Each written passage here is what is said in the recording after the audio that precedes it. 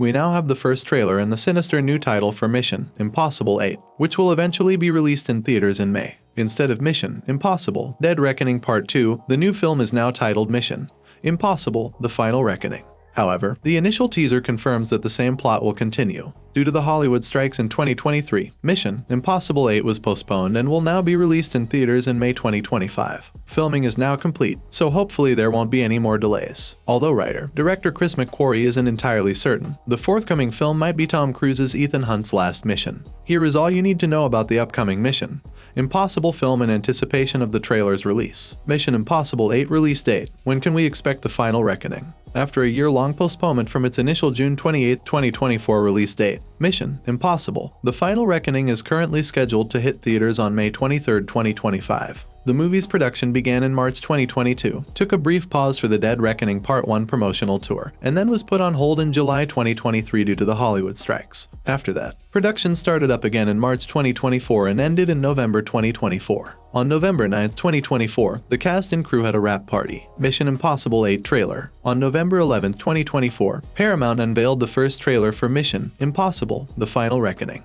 You may see it on YouTube if you missed it. Mission: Impossible 8 cast, who's coming back in The Final Reckoning. Of course, Tom Cruise will return as Ethan Hunt, but there were some losses in Mission: Impossible 7. Benji Dunn and Luther Stickel, Ethan's longtime IMF colleagues, will return. However, Ilsa Faust, who was murdered by Gabriel, will not. Although it's certainly possible that Ilsa isn't dead, the way McQuarrie has been defending the contentious moment makes it look like she is. That character's demise is incredibly heroic. It is not disposable in any manner, shape, or form. It's a brave and honorable death, he declared. That, to me, is the hardest thing to find for a character. Ferguson also makes it seem quite obvious that Ilsa is dead. Actors have the option to decline, and occasionally those three-picture deals that you have in Hollywood don't work out. In February 2024, she stated, and we were at that point, "I think you can do so much with a character, and I have the right to express my own thoughts on the matter. I'd like her to rebel. Being a team member doesn't appeal to me. I'm more interested in the dark side." While Vanessa Kirby's Alana Mitsopoulos, also known as the White Widow, will continue to wreak havoc on Ethan,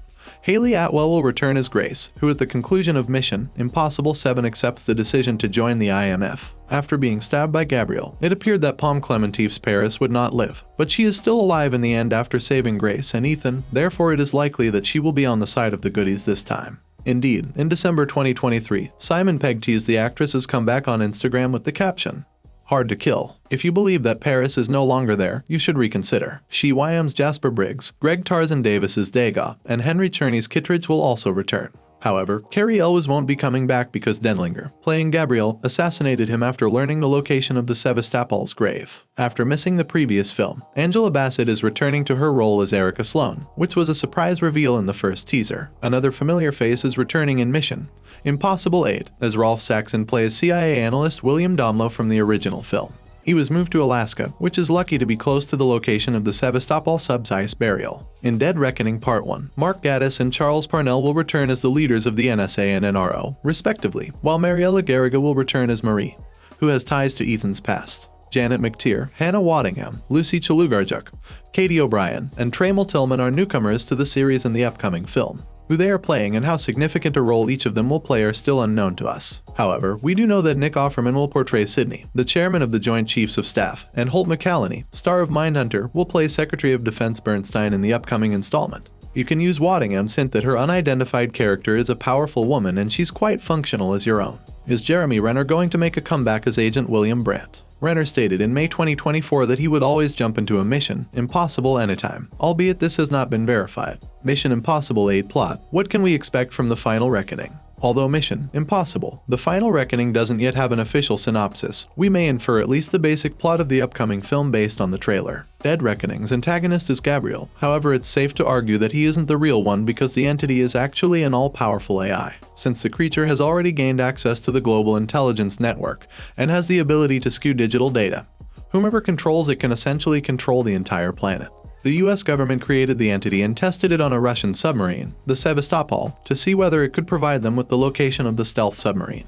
The creature went rogue and destroyed the sub, as was to be expected. The entity's source code is kept on the Sevastopol, and a cruciform key is the only method to access it. Fortunately, Ethan has said key, and Paris informs him that he must locate the Sevastopol at the conclusion of Mission Impossible 7. Although Ethan is unsure of its whereabouts, he plans to locate it in order to eliminate the creature, which can only be accomplished at its origin. Gabriel will be trying to stop him since he is acting on behalf of the entity, which obviously does not want to be destroyed. Since Ethan is aware that Gabriel is aware of the location of the Sevastopol, their conflict will serve as the foundation for Mission Impossible 8. Although we anticipate that much more spying will occur, this is at least where the next film will begin. Given that he is stationed in Alaska, close to the location of the sub's burial in the Bering Sea, it clarifies why Domlo reappears in the series. Though it was his fault that Domlo ended up in Alaska in the first place, Ethan had better hope he doesn't harbor resentment. Thanks for watching. If you liked this video, make sure to like and subscribe for more.